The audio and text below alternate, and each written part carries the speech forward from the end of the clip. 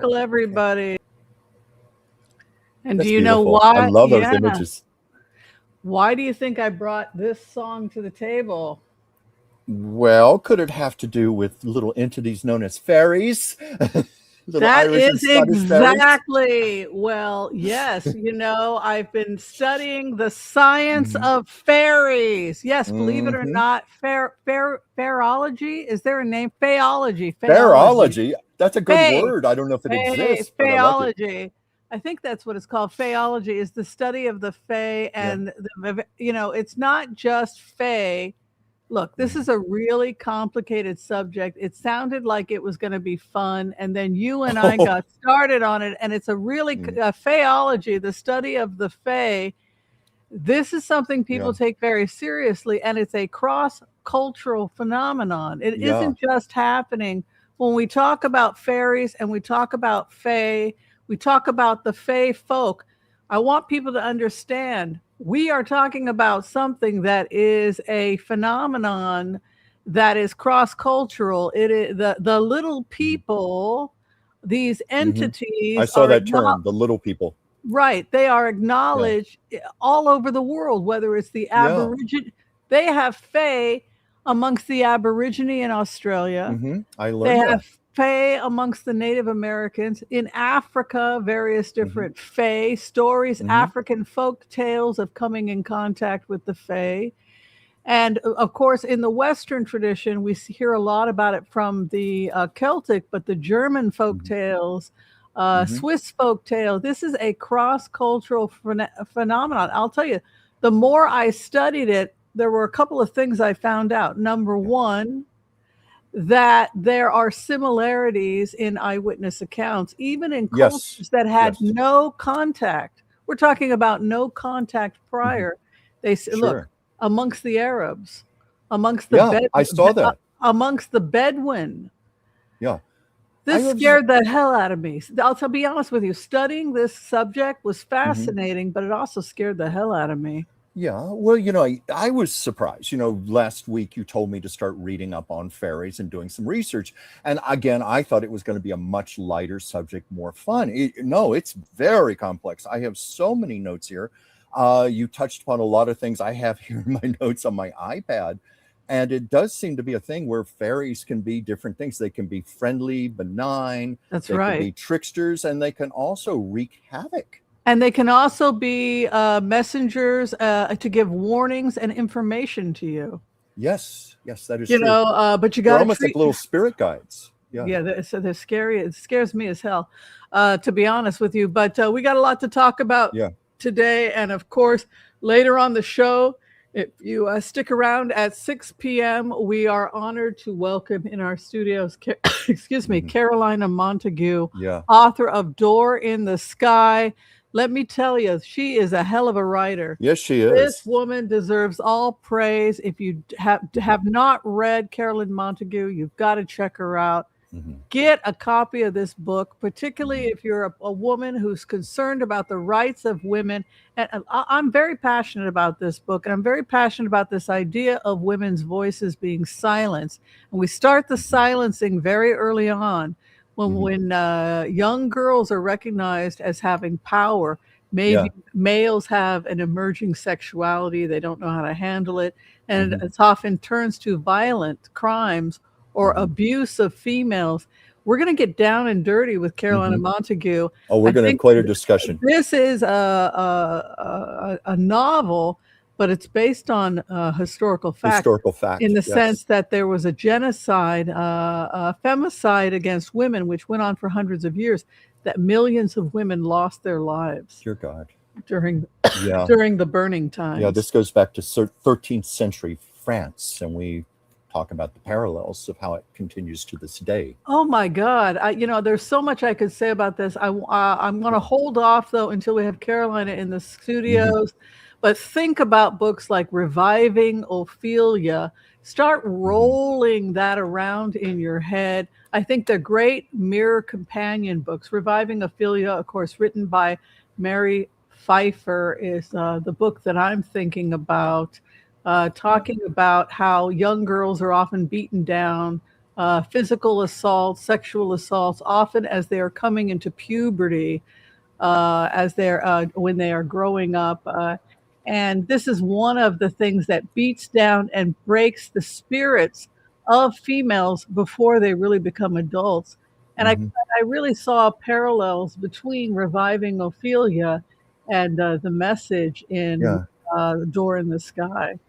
Yeah, Yeah, we were talking a little of this in the pre-show with Carolina, and we were already getting in an engaging conversation. So we have to save it for the viewers for later in the yeah, show. absolutely. Well, Chuck, Yeah, would you do us the honors and go ahead and say hi to everybody who's been I kind would enough to love show up to. today? Thank you. Yes, all of you wonderful people who show up for us, we really appreciate you. We have Ann Coleman 6064, Hey, Ann. Brenda Rakestraw, Gigi Pardo Lord, Donna Williams, Z8J, let's see, Colin Raker, Rockin' Pony Lady, NYCH fan, Randy Domel, Rose Blue 4205, Tarot by Sharona Roll by 262. Sharona. Let's see, Emma Imbajurst. Did I say that right? I hope I'm Amherst. saying these correctly. Immersed. Thank you. Okay, let's see. We have Rosie Bear 11 and Cindy Bednars 6669 saying hi from Utah. Well, hello to all of you. We're excited to have you here with us. Yeah, thank you everyone for being here. And of course, the first subject, be sure and share, like, subscribe.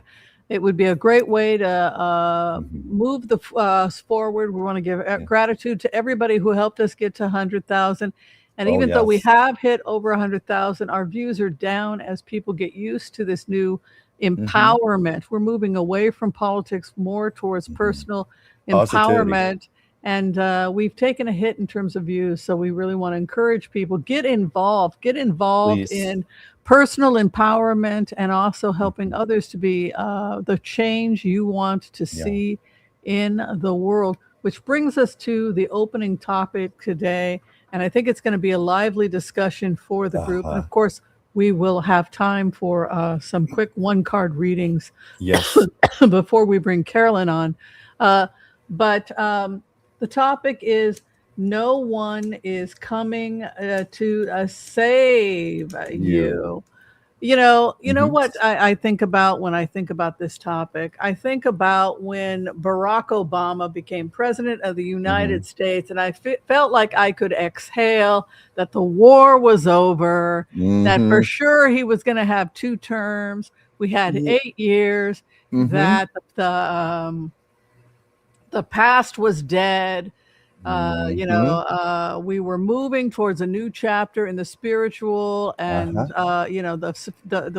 the maturation of the country. We had gone forward, and I think that what was bad about that was that I got disconnected from politics when Barack Obama became president, because I felt like Daddy home. Well, you felt like home. I didn't have to do anything. Daddy was going to take care of everything. Well, did you feel we got into a place of complacency? Yes, I did. Often do when things are a little too comfortable for us, a little too easy. I think that's what was going on for many of us. And look what happened 8 years later. Well, it goes back also to this idea of learned helplessness. Have you ever heard the term? Oh, yes, I have. I have. I was going to say, when you gave me this topic and I started just doing some of my own meditation reading on the topic, something occurred to me is that, the whole concept of nobody is coming to save you. It's not a message of despair. It's a message of freedom. It's the moment that you stop waiting for rescue is the moment you discover how much power you already have. It's about empowerment, finding that empowerment, finding your strength.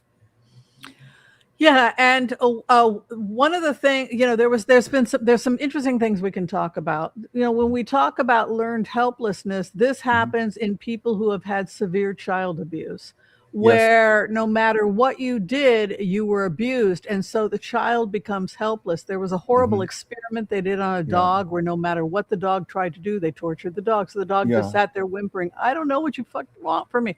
Yeah. How in the world they allowed psychopaths to even engage in research Yeah. like this with a dog? I would shoot them and rescue the dog. I mean, like Yeah. I'm passionate about animal rights. And Yeah. I know you the are. We fact that both they are. would even do an experiment like that, but what they were trying to do was create learned helplessness in the Well, dog. So the dog just sat there and pissed on itself and literally yeah. couldn't move.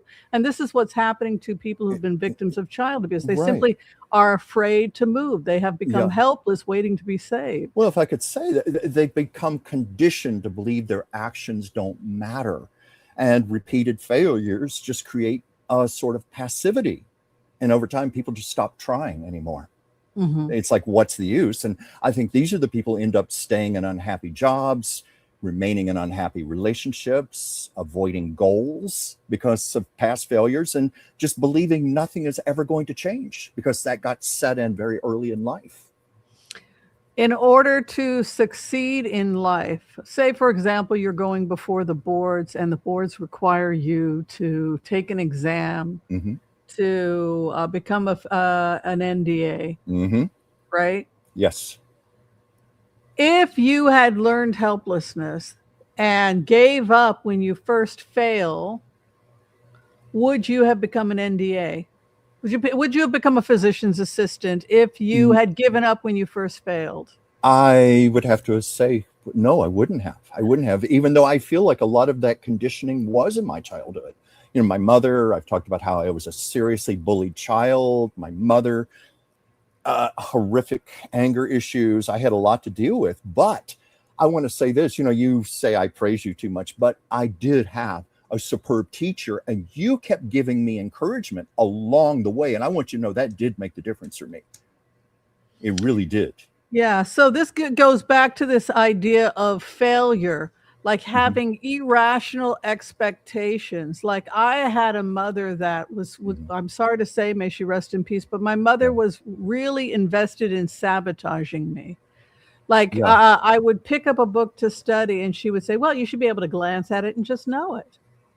And well, that's not happening here. So I Hmm. would just give up and I Yeah. flunked. She actually talked me into flunking out of high school. And Oh God.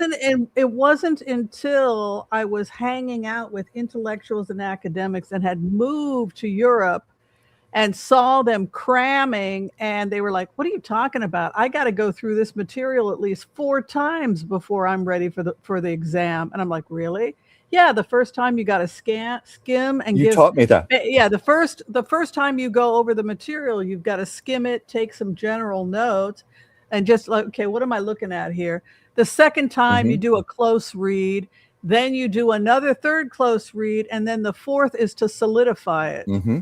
And so I'm like, you're going through this stuff 4 times? Well, no wonder I flunked out of high school. I wasn't going through my mother told me I should just snap a finger and know everything. Oh, And that's just not how the real world no. works. And And you taught me that. You taught me that about the 4 times. That was one of the earliest things you did when we started going through all of this complex information. And I use that now with almost everything. 4 times. 4 times you will have it. did it make you more comfortable with failure? Yes. Can you Yes. explain that process Well, for people? it made me comfortable with the notion, like when you said, you know, the 4 times, the first time you're going to read this is going to make no sense at all. Second time, it'll still be confusing. It'll make a little more Look sense. up and look Third those time, and words look the words up. yeah, exactly, exactly. So I think this applies to a lot of things. One of the reasons we're afraid to go for a goal is because we're afraid of screwing up. We're afraid of embarrassing ourselves. Whatever. You have to be willing to just make mistakes, look like an idiot, look like a fool. What does it matter as long as it gets you there and Yeah. gets you to the goal? So what are the good things that happen when you fail and make a fool of yourself? It's like the comedians Mhm. that bomb. Yeah. Uh, a bachelor party, the film, the guy, one of the actors in it, the drug dealer, the drug guy in the film. He said he bombed 5 years solid. He couldn't Yeah. get anyone to laugh. And he said he got fired from SNL because his jokes Hmm. weren't funny. And he Sure. said it was painful. It was difficult. Oh, Two Ferns, is that his show now? Um, Um, I'm trying to think who you're yeah, talking. Two I think I Ferns. know who you're talking about. Yeah. What's it called? Is it called Two Ferns? Oh, I know what you mean. He makes it look like a public access show. He even had Obama on there. Between Two Ferns. Yeah, Oh, right. and I'm So picturing him. I can't think of the name. Yeah. Zach Galifianakis. Galagaphagus. Yeah, that's who it is. Yeah. So what he says is that failure is good for you. Failure is good for you. Let yourself fail. You look at how a child learns to walk. They fall, they get back up again. They fall, Yeah. they get out, they keep falling and getting back up again, because the way that you master something is you fail 100 times. You cannot master anything unless you fail. And the worst thing you can do when you're feeling like the whole world is crashing down is to become helpless and wait for somebody to save you, because no one's coming to save you. I mean, that's just the bottom line. Yeah. We cannot rely on Washington to save us. Big Daddy No. Washington is not going to save us. I look Yeah. at the UFO exposés, and what the hell are they saying? What I am hearing with the UFO expose that's come out in DC. I have only one way I can interpret this, and that is that the evidence is irrefutable that something has entered the earth with advanced technology that your government doesn't understand. We can't protect you. You're on your own. And that seems to be, well, they're like, well, we don't know what the hell it is, but we built bunkers and the rest of you are screwed. Good luck with the aliens. That appears to be what our government is saying. And so they bankrupted our country. They stole our money. They gave contracts to their friends for products we didn't ask for. They ran up huge bills with all these wars we didn't ask for. And now, instead of actually doing something that would help the American people, they're announcing, and we're being invaded by aliens, and we don't know what the hell's going on, but we built bunkers, and we're going to take off, and you people we're going to feed you to the aliens. It's like, that appears to be what the government is saying to us. And it harkens back to that idea. Do you sit around all day watching the doom scrolling on YouTube, or do you save your own ass? Yeah. If I may say this, because I talk to so many of your people on the phone across the country, when this administration began about 14 months ago, I was just hearing so much fear, such feelings of helplessness and despair. But over the coming months, people started realizing, I've got to find my own empowerment. I got to really find out how I can protect myself, stand up for myself, and how we can join together in unity. I've been seeing that a lot, hearing that a lot. Yeah, exactly. So what we're saying to you is get a plan. This is why on Wednesdays we have Healer Heal Thyself, Empath Heal Yourself. We have a special get together for elders and empaths. If you're at the elders and empaths level, we are going to go through everything you need to do in order to take care of yourself, in order to survive. Everything from the food you put in your body, to the way you move your body, to who gets to have access to you, protecting yourself from toxic persons, to deciding what to do with your future. Like, do you leave the country or do you stay in the country? Because a lot of people, they're looking at an exit plan. They're out of here. It's like, if this ship is going down, I'm moving to New Zealand, because that's the only place you're going to survive a nuclear catastrophe. Yeah. I mean, so Chuck, let's talk a little bit more about no one's coming to save you. Well, actually, there was something that I wanted to read in my notes here, if I may, please, about nobody's coming to save you. What does it really mean? I wanted to emphasize, it is not, you must do everything alone. You should never ask for help. Trauma isn't real. That's not what it is. What it is, it's no one can consistently make your choices for you. No one can do your healing for you. No one can build your future for you, and responsibility ultimately belongs to you. I just wanted to read that. I had my notes. Yeah. And so this is why we say to people, get control of your physical body. Get control of your physical body. What are you putting? You are not helpless shoving cake in your mouth or smoking weed. Those are the actions of someone who has abdicated personal responsibility. You are an adult. You have control over what you put in your body. You have control over your destiny. You are not completely helpless. And decide what you want to do with the rest of your life.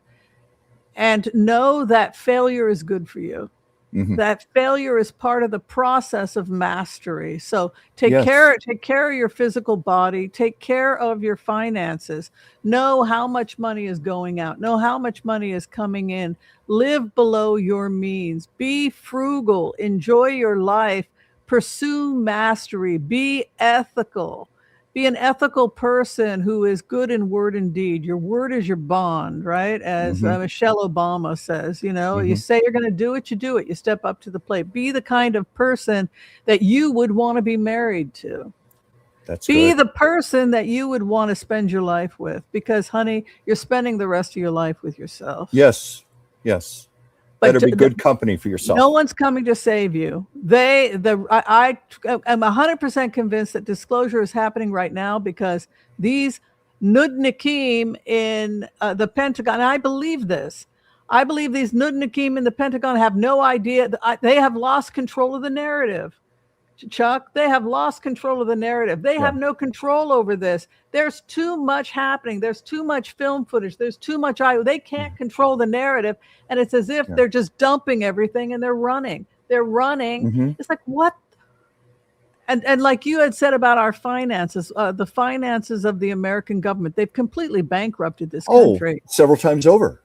I can't remember. We did a show on this a month, 2-3 months ago, where we had the actual figures, the amount of the national debt right now. It's mind-blowing how much debt we are in right now, how we are basically bankrupt. Well, we are bankrupt. There's this idea of the Messiah, that the Messiah comes when you save yourself.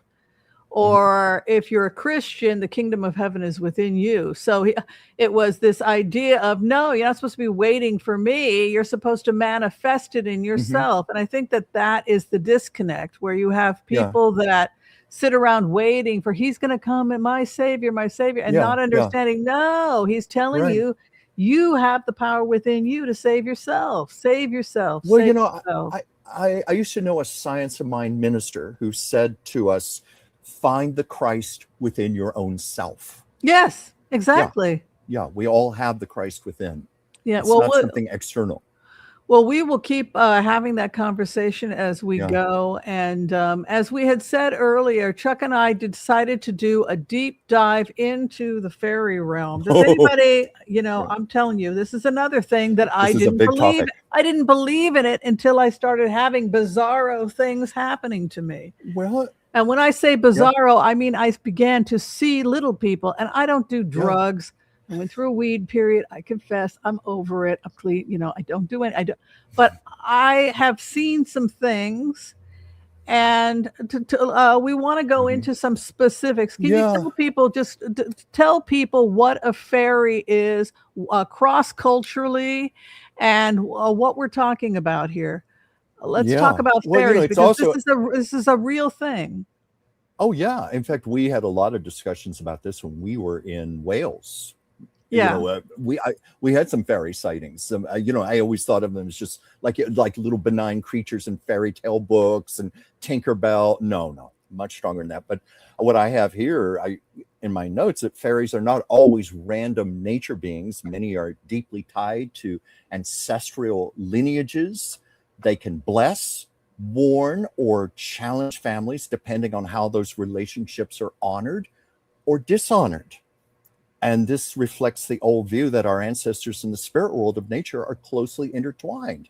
Remember when we were in Cardiff and we were talking about that, about how if they had a beef with our ancestors, they would take it out on us. They would still hold that grudge. Yes. They don't forget. This is an energy that doesn't forget, to the 10th generation. So I am a Godwin. I am a Welsh woman. My grandfather was Harold Llewellyn Godwin. So I went back to my motherland, right? So I thought, You okay, they're should. going to beat the crap out of me because the Godwins, I the worried about that too. Godwins, the Godwins owned Wales, right? It was something Hmm. like 12 earls that were the Godwins, and they owned that whole area.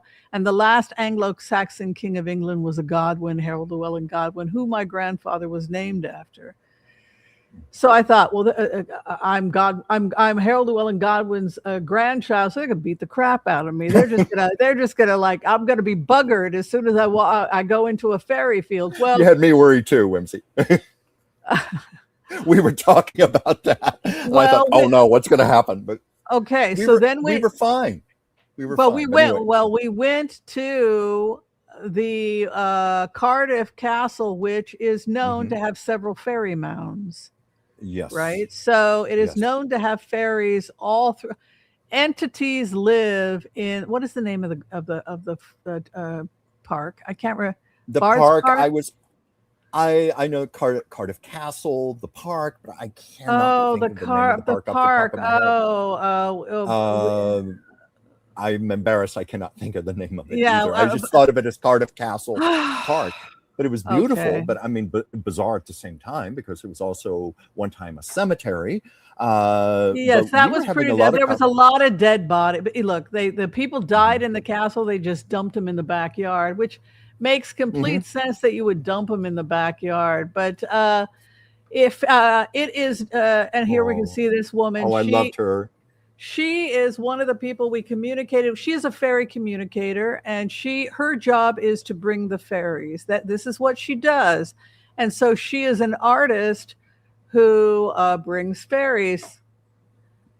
And Yeah, I just I'll loved just go her. ahead. Yeah.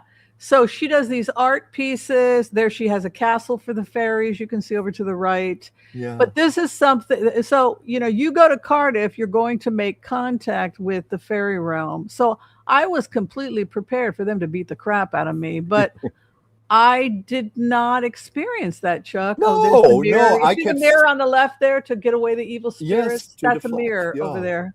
Yeah. No, I we talked about that a lot and I felt just very benign energy, very friendly, if anything hospitable. They were welcoming of us. I It was a good energy. I didn't feel any kind of resistance like get the hell off of my land, anything like that. I did not feel that, and I did not. But I'll be honest with you. I was psychologically I, prepared I know you were. for okay. The crap is going to go down when oh, the daughter is home. Yes, one of our own is here. Bloody awful woman. Ick. Ew. Her awful family members and those bloody Godwins. That was raping and pillaging all of Uh, the last Anglo-Saxon whatever. But well, Whimsy, I think you have so much goodness in your heart and soul. That's what they picked up on. that might be the nice Jewish side to me. But I think so. just an absolutely gorgeous park. Oh, I wish I was But there now. I miss that yeah, I park. mean, loaded with fairies, and you definitely feel that you're connecting with the fairy realm when you're there. Hmm. But also a lot of dead there, and Yes. we communicated with both, Hmm. including I've made contact with one fairy. I Yeah. had a dream and made contact with one fairy. She identified herself as Claire. She is Claire of the Something I love Woods. the name, I Claire. know. I really like the name, Yeah. and I had pieces of the memory, and I didn't discuss it with you. It didn't come out until later. Of the Something Woods, her family has lived in the Cardiff area for Hmm. centuries, and it was interesting because in the astral realm, what Claire was saying is, well, we're like people, really. That we have Hmm. that male, female, they and them's, and we Yeah. have our issues. But what she said is, we are very attached to the lands. We will, like that particular park we went to, and so you don't go. You have certain manners.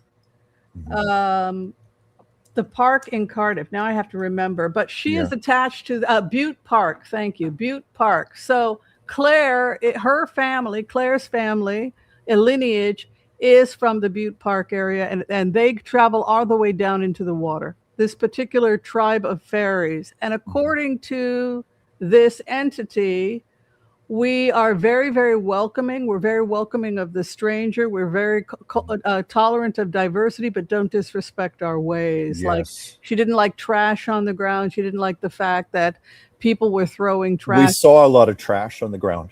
But the other thing that Claire had said in the communication was, don't assume that every fairy tribe you come in contact with is friendly or wants to be friends with Yeah. humans, and you will sense it. When you go into certain woods, if they are hostile or belligerent, and also they have different religious beliefs, just like people. Like, some will I didn't worship know that.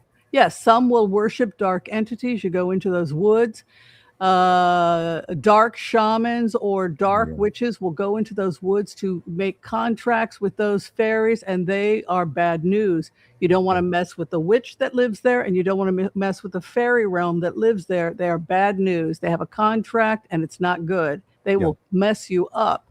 But don't be, what she was saying is, we're just like people. Just like the Hatfields and the McCoys, where you go up into the Appalachia and you'll meet feral people that have never had contact with the civilized world. They were born feral, they'll die feral. And you don't go up into some places of Appalachia, they will take you out. And what she was saying is, we are like people.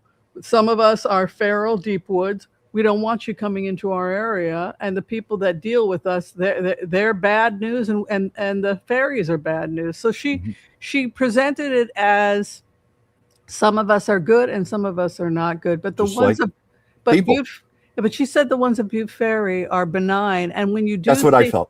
She said, if you occasionally a dark spirit will come passing through Butte, but she said those are passerbys and they usually don't stay in that area. Right. So I thought that was interesting also. Well, also, we were talking about how it might have been a very different energy if we'd gone into that park at nighttime.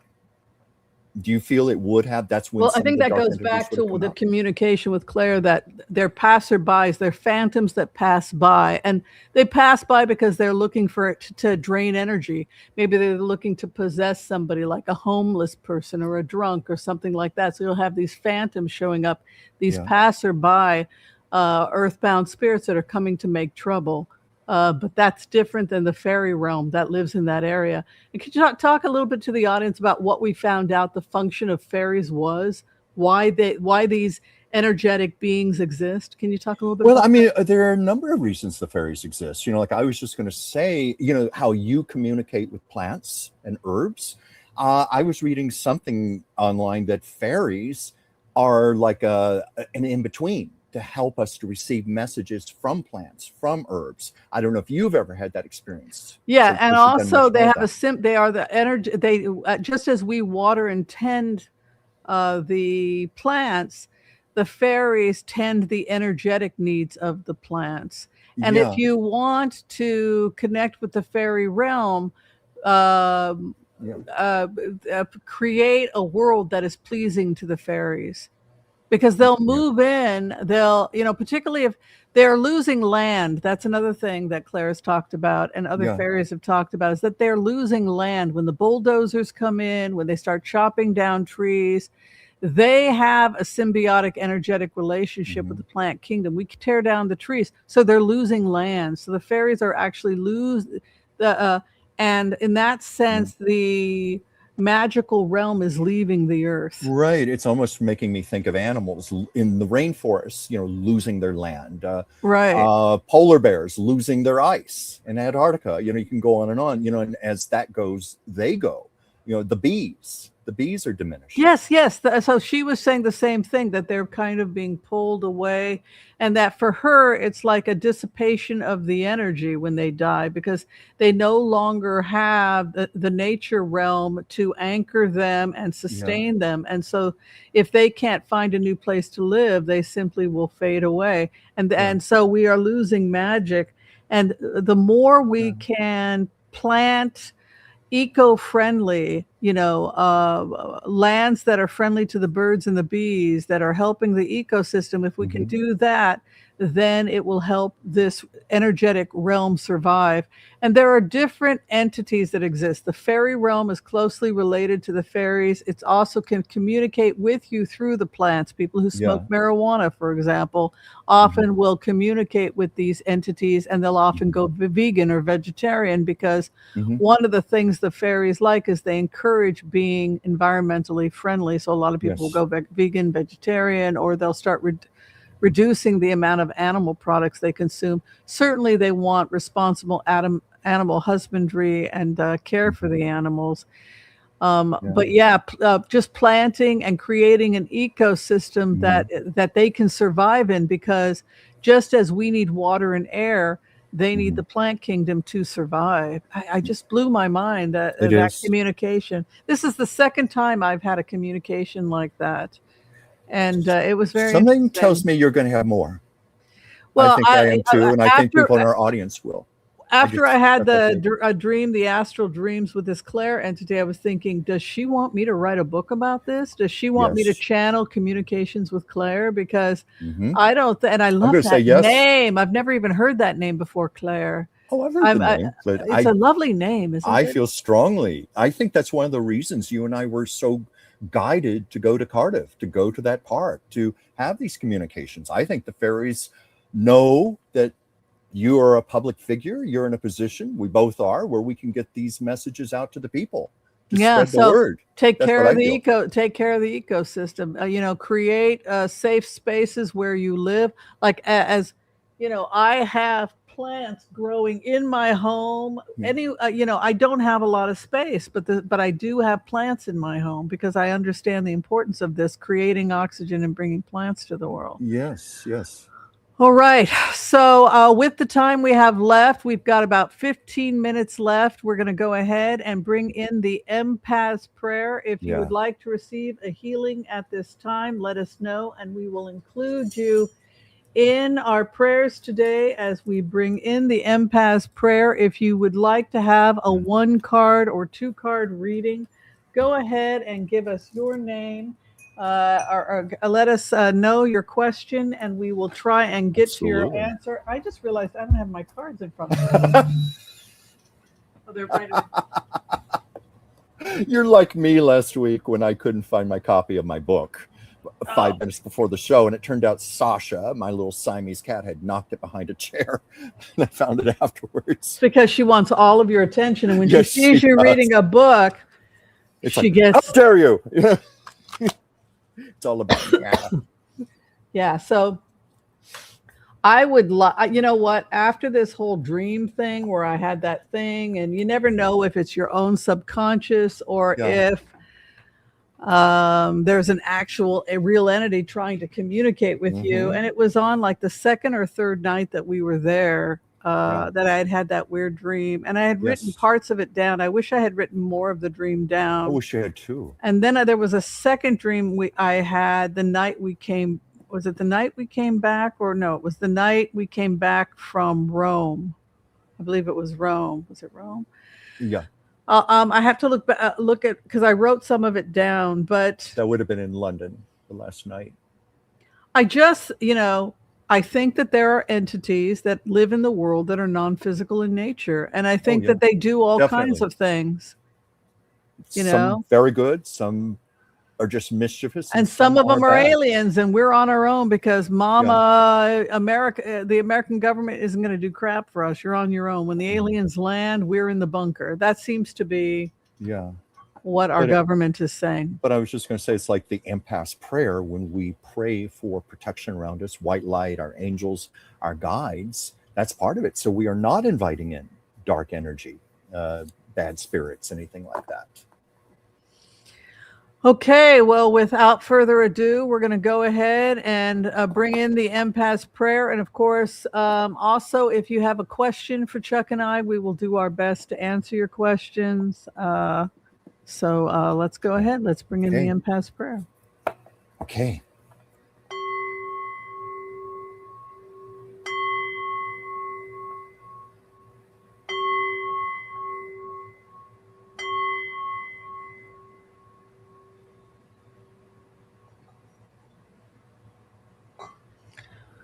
Okay. I want to call on white light protection for myself and this community as we ask permission from Spirit to access the Akashic records.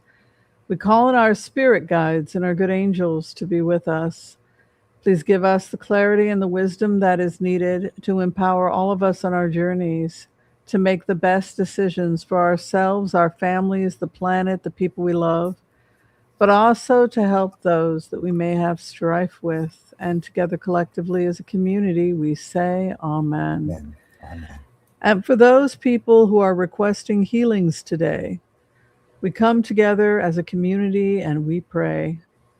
We pray that you and those you love receive a perfect healing in mind, body, and in spirit.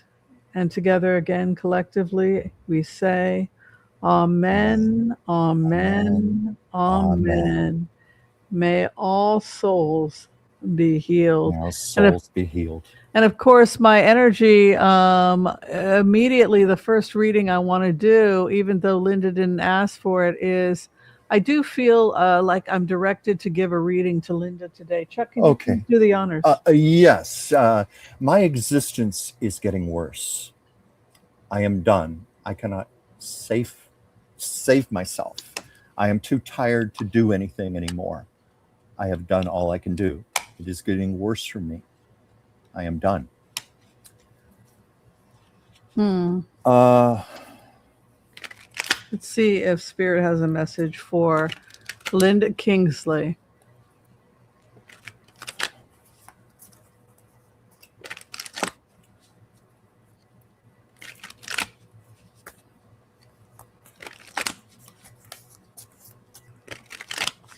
All right, message for Linda at this time. Right now, I feel that part of the exhaustion that Linda, you could be feeling is that you're not in control of where your energy is going. I feel that I'm not getting replenished. You're burning the candle at both ends, and you're giving your energy is being sapped from too many places at the same time. 7 of Cups, pipe dreams. I would be very careful about your social media right now. I would be very careful about your social media.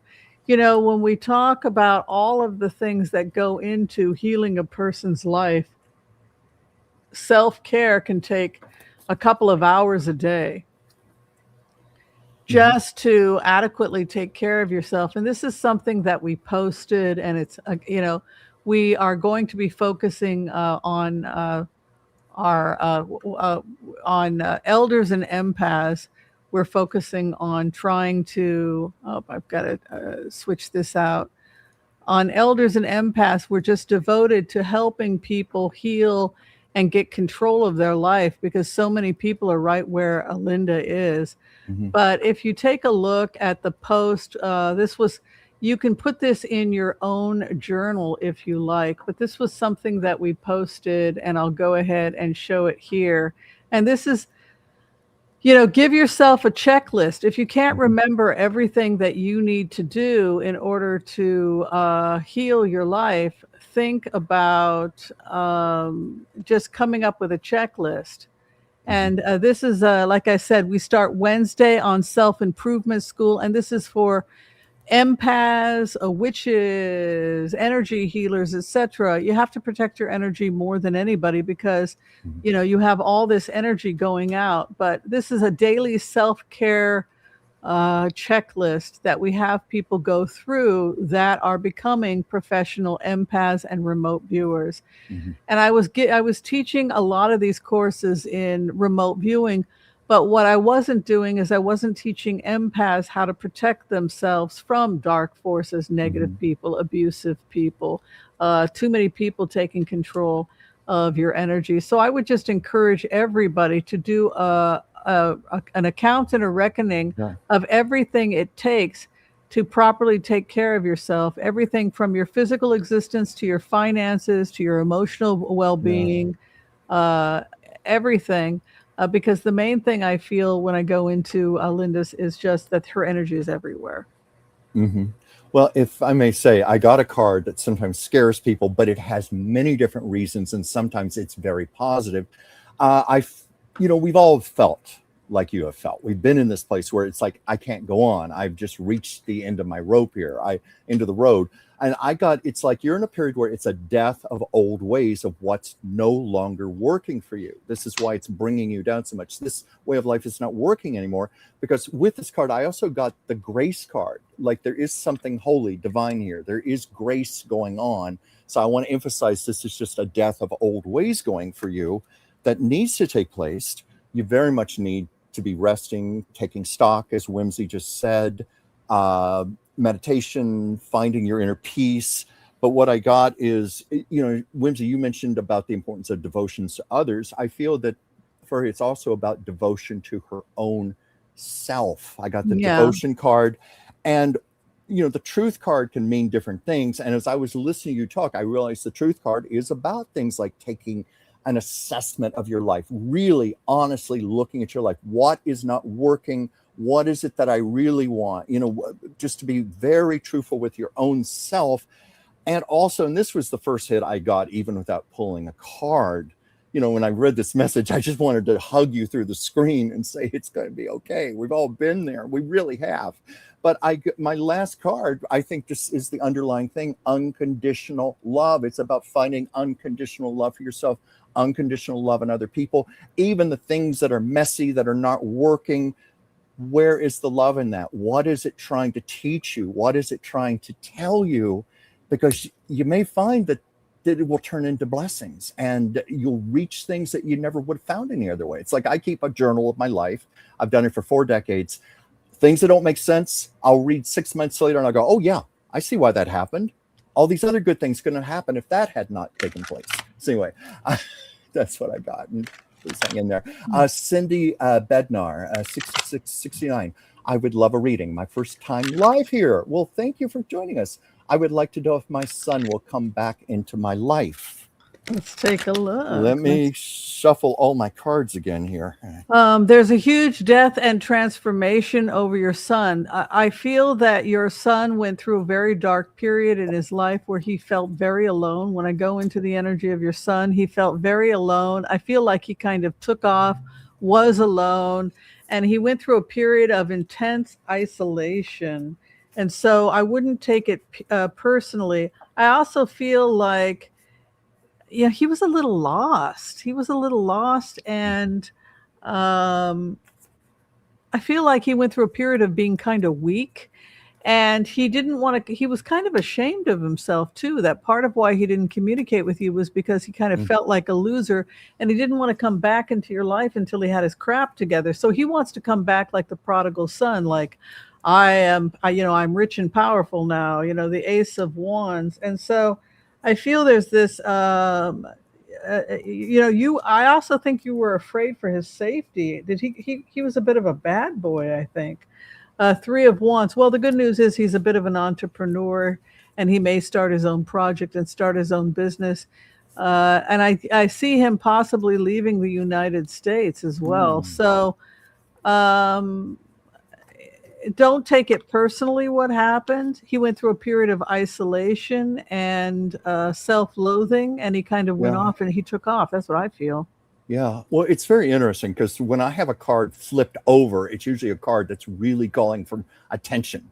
And you're finished, Whimsy. I hope Yes, I'm not interrupting. Okay. Well, that card that was dominant was self-esteem. Look at that. Self-esteem, more or less tying in with what you just said.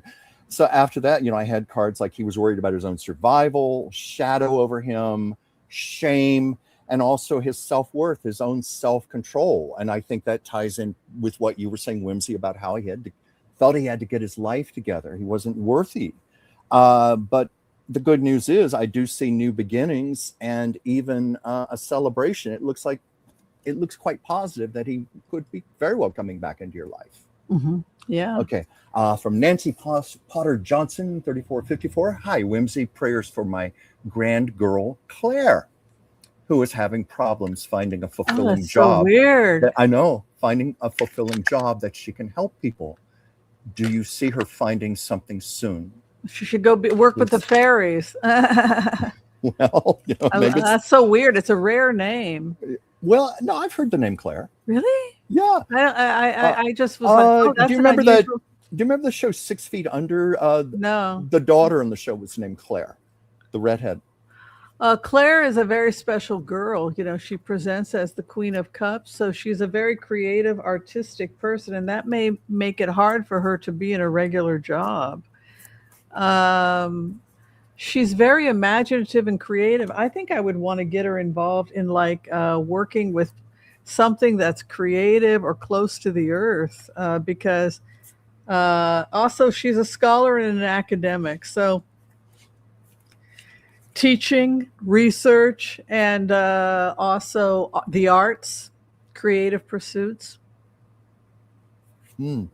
That's what I see for her. Well, I did get the imagination card. That's the closest I had coming to that. But usually imagination. Dreamer. Yeah, the dreamer, the channeler, the receiver, someone who is a bit unconventional, does not fit, like the square peg in the round hole or the other way around, because I also got the boredom card. This is someone, sometimes very brilliant people get bored very easily because they need to be challenged. They need to be given things that are up to what they're worth.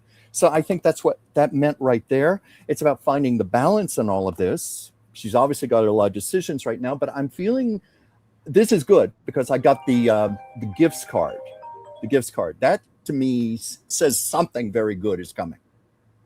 Yeah, and maybe she should work at a plant nursery or somewhere that gets her out in nature, because she has that aspect. That's a great idea. All right, just tell your friends. I know. I tell my friends not to call. I'm so sorry. Was that one of those marketing people? Probably. No, that was a friend I told not to call. So anyway, Renell Wellen, 2583. I'm way down the list, but if there's time, could you pull one card? Okay, message for Renell and Willem. You are a strong woman. You will figure it out. You present as the Queen of Wands. You're a strong woman, and whatever comes your way, know that you will find a way to work it out, whatever the challenge is. Have faith in the Queen of Wands. Mm-hmm. Well, since we're just pulling one card, the card that jumped out for me was community. The immediate hit I get from that is, you're to take your gifts out into the world, make friends, share what you have, and you're going to be surprised at all the good things that are going to come your way. It's reciprocal. So yeah, get out into the community. Gigi Pardo Lord, a message from my ancestors, please. One card from your ancestors is seek justice. So I get that your ancestors, like most people's ancestors, are pissed, right? We got to come back to that world. We want to be reincarnated. We want to. So we often get this sense from our ancestors that we must seek justice and pursue justice. So while we do believe in self-care and nurturing ourselves, that's something that we teach here, particularly for empaths. If you look at that checklist, included in that checklist is your responsibilities to social justice and to pursue social justice. So I feel like your ancestors are saying, don't forget your obligations to social justice. Mm-hmm. Well, I like what you got, but I had two cards pull out, but they were together. Self-esteem. I always take that to mean your self-worth, own who you are, love who you are, know your value. Feel your ancestors very much want you to know that, and they also want you to be in your unconditional love. That was behind that card, so they were together. Awesome. Marianne Weber, 9145. Hi there. Can you please give me one card where my life is going now at 69? Well, what a great age. 69 is when you're just getting started on your party. Yeah. That's when they say you start to party, because you're hitting your 70th, and the Talmud talks about the 70th. They say the biggest challenge for you, Marian, is you keep limiting yourself. Stop limiting yourself. Stop saying, no, I'm not going to go on that cruise, or no, I'm not going to go and have that adventure. Stop delaying opportunities. Stop. Oh, no one would ever love me. I'm 69. Get over it. That's not get true. over it. It's not real. You've got a Two of Swords, too close-minded about your own potential. Be careful about that. And you are starting to hide yourself away a little bit. And just be careful about that. A good star coming to you, but they say you're going to have to get a little uncomfortable and make an effort to get out and be a little bit open minded and be open to change. Mm-hmm. Well, Yeah. Whimsy, I think it's okay for us to say we're a couple of 60 somethings, and I think you agree with me that our lives are just starting.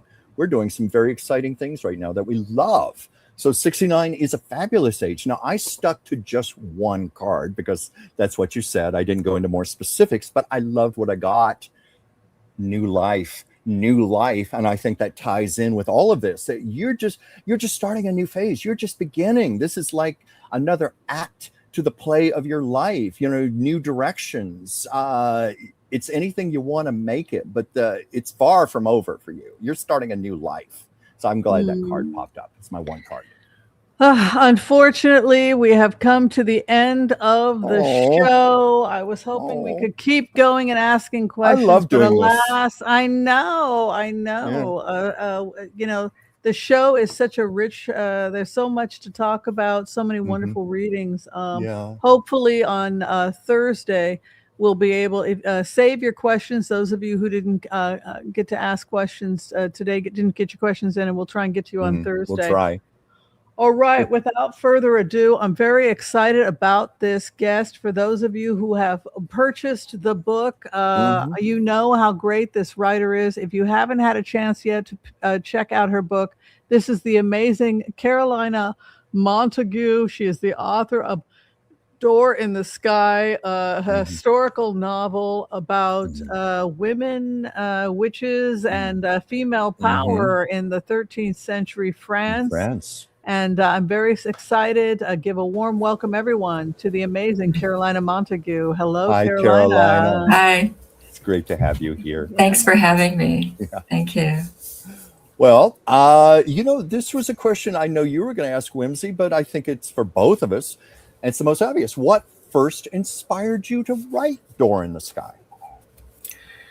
Well, I had an experience back when I was 19 with some friends, and we were playing around with a Ouija board, which, at the time, that was a long time ago in 1970. Yeah. And it just spelled out words, but mostly what it gave us was images. And I had the image of a chateau, and I knew it was somewhere in France, and it was just buried in snow. And then a hand rocking an empty cradle. And those kind of haunted me for several years. And then I thought, okay, I'm just going to start writing. What if it was set in France? I'm going to just start writing. And I just started out with this one character, the female character, who was young. She was in her early teens. And Mariana? there was really no place in the world for her. No place in, even though she was what they call highborn, there was really no place in the world for her. And then how it just kind of went from that. And I wrote chapter after chapter. And then I put it away for a while. And when I took it out again, I thought, oh, I think I might be able to do something with this. So I went on this many years of going through the manuscript again and again with a mentor who is a fabulous writing teacher. I got into his novel writing workshop. And for 2 years, I went through the entire manuscript again. And we're talking, 500, 600 pages, just going again and again and again. Yeah. And at the end of that, I felt I had something. And so I joined Romance Writers of America, and our local chapter in San Francisco, the San Francisco area chapter. They're so supportive. And they would bring in agents and editors right to our little group in Berkeley. We were meeting in Berkeley, and I got to know some editors and agents and got to pitch my book to them. But at the time, it wasn't quite a romance and it wasn't quite a fantasy. It was somewhere in between, and they didn't have a subgenre that would fit that. So I just kept going with it, and kind of hitting my head against the wall again and again. And then I actually did find a publisher. It was a small press, And what they would do is they would publish your book in digital form first, in ebook form. Yes. And then after a year or two, it would come out in paper. So it came out in paper, and I went on all the conferences, the Romantic Times Book Lovers conference, and they treated the authors really in a wonderful way. They really made us feel good about that, because the people that actually, the fans that came to that, were amazing, because you could tell that we had this big room where we'd have our little books out there, and people would come and we would sign the book for them, and then they would go and buy it. But there were people there, they had big plastic bags, and they would buy the book and they would put it in their plastic bag, and they were very dedicated readers. And I thought, what is it? What does this do in their life? I only wrote this one book at the time, and I thought, I hope that I can, give them something in the reading of this book to make their life better. Oh, you have. So that was basically it. And I really, I'm so crazy about history, studying history. Oh, really? I didn't major in history, but I just am so. Your passion for history is all throughout the book. Yeah. It was wonderful to. I love history too. I worked at UC Berkeley, and I had a library card for the university library. And so on my lunch break, I would go to the main library, and I would go down into the way down where they had the oldest books. And one of the things I found that was really, I wanted to get pedigrees for my characters. For the main character, I couldn't get pedigrees for them. They're just totally made up. But for two of the other characters, which is the knight from Brittany, from La Guerche, I found him actually in by reading through all of these old kind of series on the story of France, the story of Touraine, the story with some of the other places where they came from. And then I found in one of those books, they had a poem. You know how they made poems during the Crusades? They wrote poems, or and then these would circulate. And it was about the Inquisition soldier, and he and his brother going on crusade with Louis IX of France. So I thought, okay, I know exactly when this book is set, and I know how it's kind of get put together, and so I just took it from there. What do you think? What do you think you're trying to say? Like, I felt disturbed in many parts of the book. And did you feel like you didn't preach, but you showed? You didn't say the treatment of women is crappy. I mean, you weren't preaching. You would simply lay out the scene of this brutality. I mean, it was there. It was a brutal time to be alive, particularly as a woman. Can you speak about what you were trying to say in the book? What I wanted to do was to show the journey of life that people go through. So I had different characters in the book that were on their own life journey, and some of them would collide. And then what would happen after they stopped hitting each other, if they've stopped colliding. And I also wanted to show, because I'd had experiences with, not with the Fae necessarily or with ghosts, but just sort of mystical experiences. And I've always had a sense that there's something greater that's just there. I don't know what to call it, but it is there. And I can see that it had worked through my life. It had been incredibly kind to me. So I never had it. I never had an experience. I mean, I had bad things happen in my life, but a lot of it was my own doing. And some of it was just, as you said, being when I was a young woman, I would walk into the room kind of like this. I didn't want, don't look at me, don't look at me, because you would feel this weight of male attention, and it was frightening. Because they're stronger, they're bigger, faster. So I wanted to show, I wanted to kind of show that there is a spiritual dimension to life. So when they have their actually there's after the massacre at Montague in France of the Cathars, they supposedly had some kind of holy object that the Catholic Church really wanted, and they secreted it out. So I put it in the hands of my characters, that object. And then they were able to take that and continue. But of course, you have that, but you still have what you have to go through in life. So there are scenes of torture. Yes, I saw in the book. that. There are scenes of torture that are pretty hard to take, but also the journey of the main character, she had to go through. She has no place in the world. She finds a place. She thinks she's found her home, and that it doesn't work out. I mean, that is just really horrible.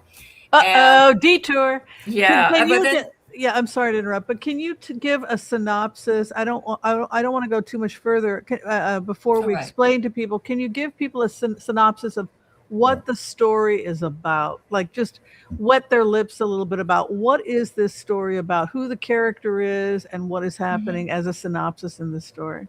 Yeah, so the main character is Mariana Devey, and she is the daughter of a baron in the area between France and Navarre, actually, or Navarra and Spain, between France and Spain in Navarre. And she is, seeking for a place in the world. And she has a very close, love interest in her life, who was a squire for her father. And he accepted all of her, basically. That, he knew of of course, they were all Christian, but they had kind of a little kind of fluid association with Christianity. I noticed that. Yeah, I noticed that. So, the use of things like bloodstones for protection. Right. Well, that was something that actually was part. I mean, Christianity was okay with that at that time. Interesting. Yeah. So she is really attached to this young squire, but then she gets the word that he's betrothed to somebody else, because that happened. You didn't have that kind of power over who you're going to marry, even if you were in especially I think when you're in that level, because they're mostly for the women, they basically want to use the woman to make alliances, right? So they get marry them off, but she decided that she was not going to marry anybody else. And the other character in this, it's like there's almost like a love triangle, but the next character is an Inquisition soldier, and his life has kind of come undone because he was he was in an abbey for a while as a monk. His parents dumped him in the abbey because they had caught him with this woman, and he was getting fresh with her, and so they sent him away. And he was also the second son. If you were the second son, you were for the church, right? So they pushed him in the church, and he what else could he do? And but then when his father died and his oldest brother died, he was next in line, so he had to be let go of at the abbey, and he decides to become a soldier for Louis IX, and then is taken into the Inquisition. Because he had the church background, so he was their soldier, and he was, because he was present at the massacre at Montague, where it was just decided, despite what he was trying to set up to make sure that anybody who wanted to, say, okay, I'm not a Catholic, I'm a Catholic, I accept the Holy Father, that then they wouldn't be killed. So he had set that up, but the the powers that be decided, okay, no. We've decided all these people are going to die. And they had built a cage for them. They shove them in the cage. Yeah, that was and yeah, and he, that experience just totally rocked his. I mean, even though he had killed people, he had been in battles where he'd been wounded. He that just did it for him, because it was like the innocent children were burned alive. Everybody was shoved into the cage and they were burned. And it just totally undid him. He could not deal with that. So he basically was brought back to life by a quest. He had to go to Mariana's chateau, Ville Chateau, and he was looking for the people that had built the people from her area that were related to her through her mother. And so there's the collision. You have basically the life that she wanted to have with the Breton knight, who was a squire for her father. And then this Inquisition soldier comes in and he upends everything at the chateau. And it goes on from there. So it's like this thing where the Inquisition soldier decides that he wants her. He wants to marry her. Yeah. And what does she do? Well, we don't want to give too much of it away. No, we don't. We've done that before. Yeah, we got when we first started giving away endings. We got a very angry letter more than once about that. Oh no! Carolina, would you, unless you have a couple questions, Chuck, I was going to ask. Well, I did have one question. Yeah, please go ahead. I didn't want to interrupt you, but I was going to ask you, how did you balance historical fact with fantasy and magic? Wow, that I tried to keep my first draft of this was so heavy with history, it just bogged everything down. And then I learned how to write it to where you're setting it in history, so people have just enough of the specific physical detail to feel that they're in a totally different space, and it's in historical space. But for the magical part, I felt, okay, this is a fantasy, which means in my book, it means that it is set in real history, but the fantasy part of it is that real magic works for some people some of the time. And then I can, that's basically the premise of that, which is kind of the way magic works anyway. It doesn't necessarily work the way you think it might. So that's right. Yeah, that's right. So, Carolina, will you be kind enough to take a section from your book and read it for the audience, and let us know what page you're on for those of us who do own the book, so we can follow along with you? Sure. Okay. It is the first page, chapter 1. And I love your opening sentence, by the way. Thank you. Okay. The nightmare jolted her. Mariana de Rie lurched straight up in bed and pulled the blankets to her chin, clenching the heavy woolen fabric so tight her hands tingled. When her heart slowed and she could breathe, she listened for Alice, her nursemaid. Only a gentle snoring filled the chamber. Thank you, blessed Jesu. This time she had not screamed. Usually when she had the nightmare, she cried out in her sleep and Alice awakened. The priests had told Alice to plaster Mariana's chest with garlic paste whenever she had the dream. She glanced at the pot of paste, sitting on a chest in the corner of their chamber. It smelled vile, but even though the garlic had grown mold, the priest told Alice to plaster it on her lady's chest, and so she would. She couldn't go back to sleep. The dream might come again. She pulled her gown over her chemise and drew a woolen mantle around her shoulders. It was the third time this month the nightmare had caught her. And she couldn't just stay here shivering. That was useless. There was only one place where she might find relief from this malady. She stood, slipped into her shoes, and crept across the chamber. Meadow rushes made a crinkly blanket on the worn stone floor, but the chill of granite seeped through the thin leather soles of her shoes as she tiptoed to the door. She stopped and listened at the entrance to their chamber, but no sound came from above where her father's guards patrolled the tower ramparts. As she crept down the curving staircase, her hand trailed along coarse and jagged stones. Torches set along the staircase wall were guttering.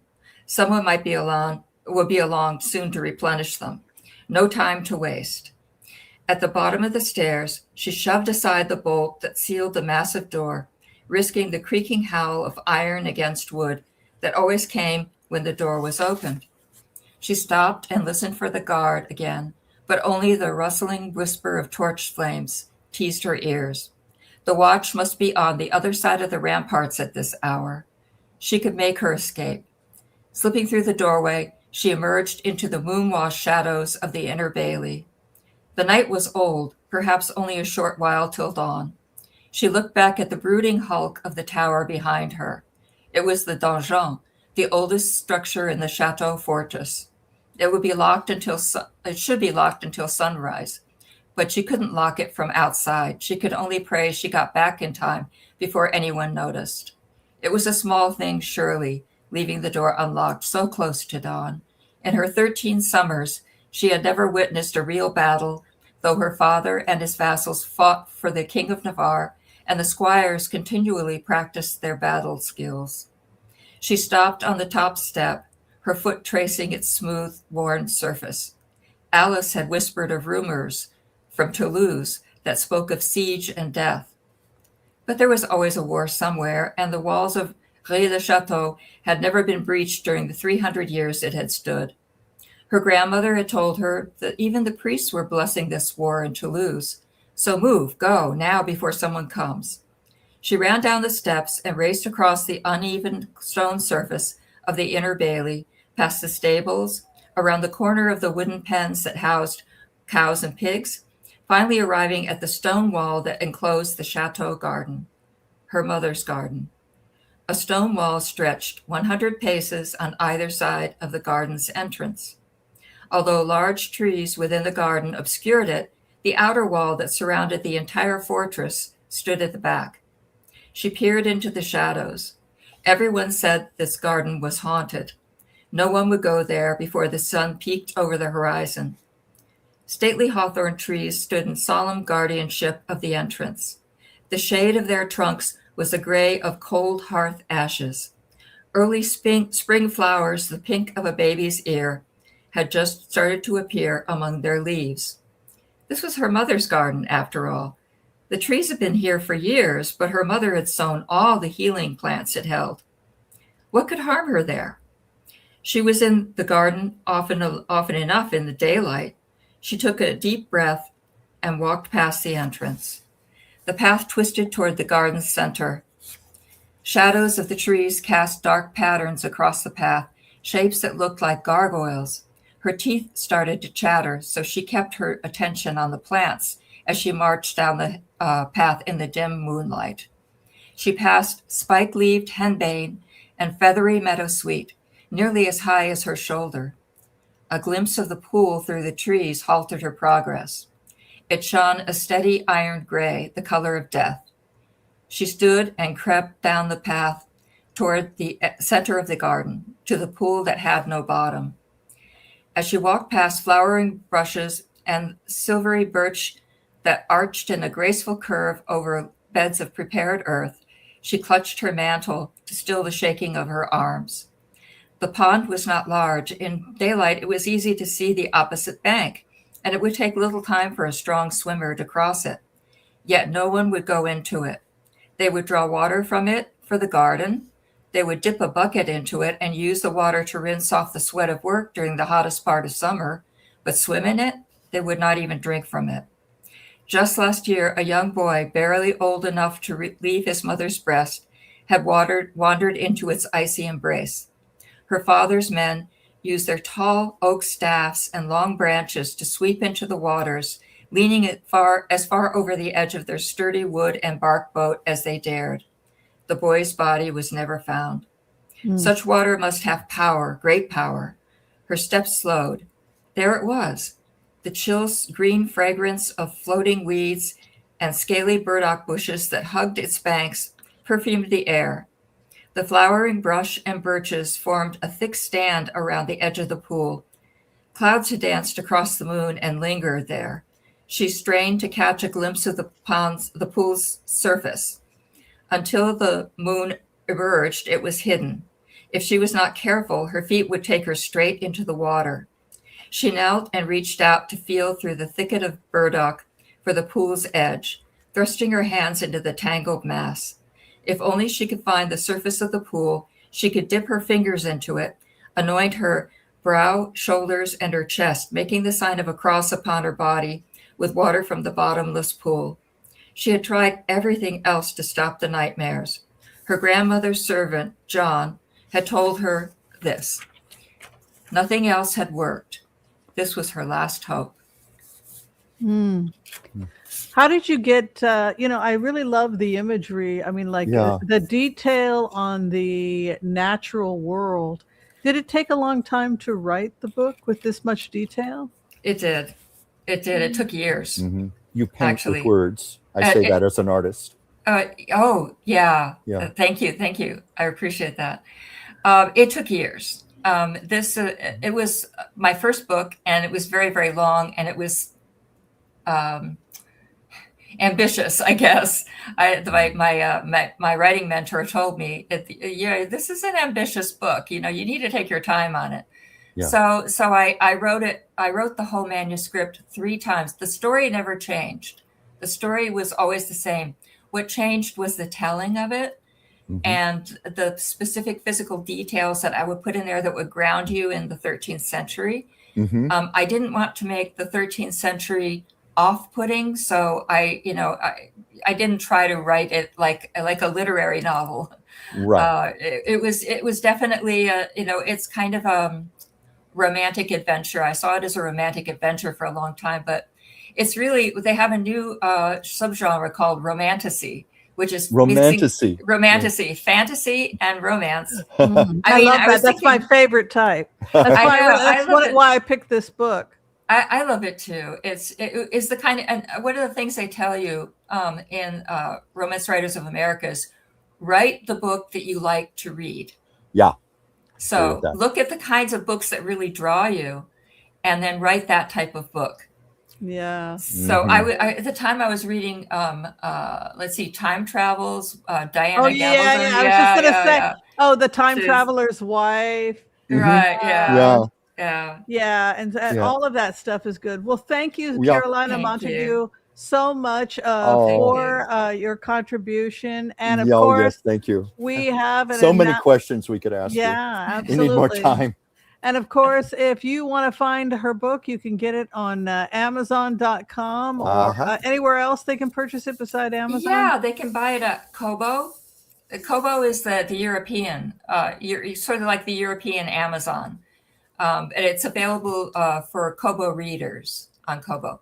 Cool. Okay, all right. So without further ado, we are now announcing our book for the month of June. Drum roll, Chucky Poo.